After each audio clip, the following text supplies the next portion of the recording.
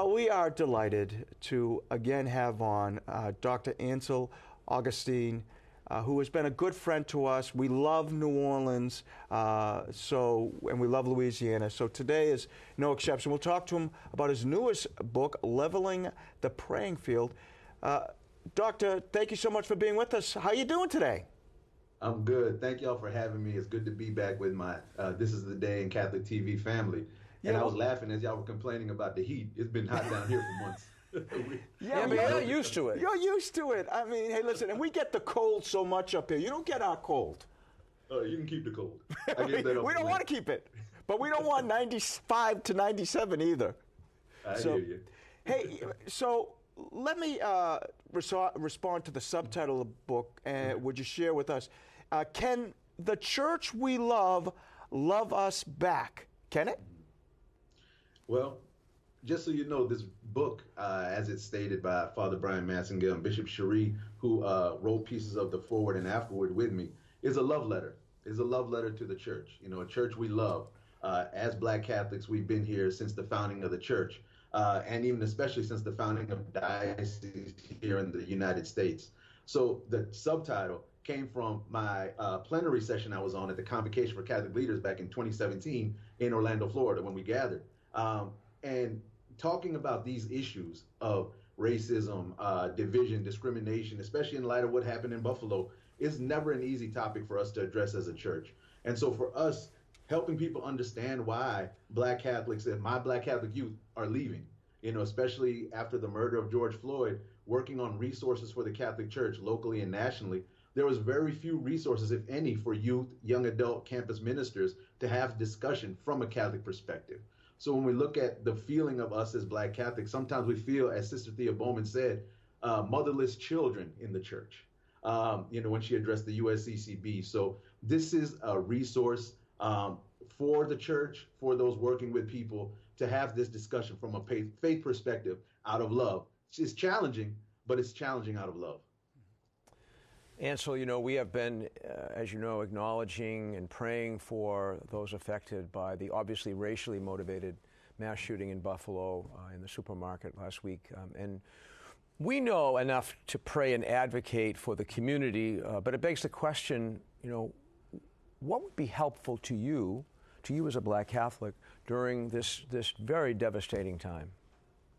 You know, and it's funny, this is a discussion we've had locally and nationally amongst the Black Catholic community of sometimes it takes tragedies such as this for the church to acknowledge the realities we deal with on a daily basis in the Black and Black Catholic community.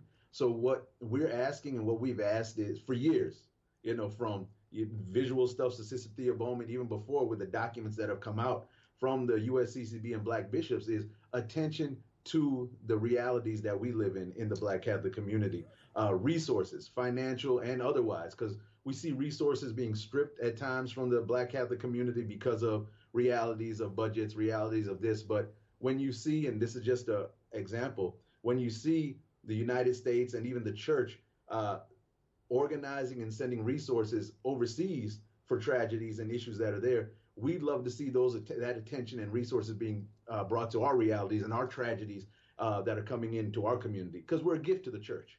And we want the church to realize that as well. You certainly are. Now, I'm going to get to the book in a second, but I have to ask you, you know, Ansel, you said that resources aren't putting that way. How do we get it past where you, as a person very involved with the Catholic Church and the Black Catholic community, how do we get it past just your community and get it into the entire church community? How do we leverage that and make it a bigger conversation? I think that's the key, is for us as diocesan institutions and church institutions not to be scared to have those honest conversations. You know, I was part of a national event that's still going on. I won't name it. But when I brought my youth and young adults from around the country, from the Black Catholic, African-American Catholic community specifically, you know, there were a lot of challenges to the church of what the church has or hasn't done, why they've left, and what they want to see happen so they can come back along with their peers. But sometimes we don't want to have those challenging conversations because people don't want to see that there are, and it's not the church, capital C, but the humans in the church sometimes. We bring our own baggage that comes in our own prejudices, our own views of certain cultures, because they either haven't experienced the cultures in their own way or have their own stereotypes. So how do we have those bigger discussions in safe spaces where people can be open and honest? And that's what we've been creating, but we need that on a wider level. Here's some great pointers, by the way, in your book about being an ally. Can you just share some of those with our viewers? We have a lot of, people from, the Eurocentric or white community that want to do something about this, but just don't know how. And what I've told people when I worked in Washington, D.C. For that year during the pandemic under Cardinal Gregory, or when I was living in New York and working at, a university up there, and even here in New Orleans, and when I do other things, we need our allies to listen and learn, and the best thing advocates can do and allies can do is learn from the communities that are struggling and suffering, not to just point, you need to do this, or I think we need to do this, or come in and try to control the conversation, but sometimes listen so you can get a better understanding of what's going on. And then after you listen and learn, many people with privilege and power are in places and spaces where they can make a change where we won't be in.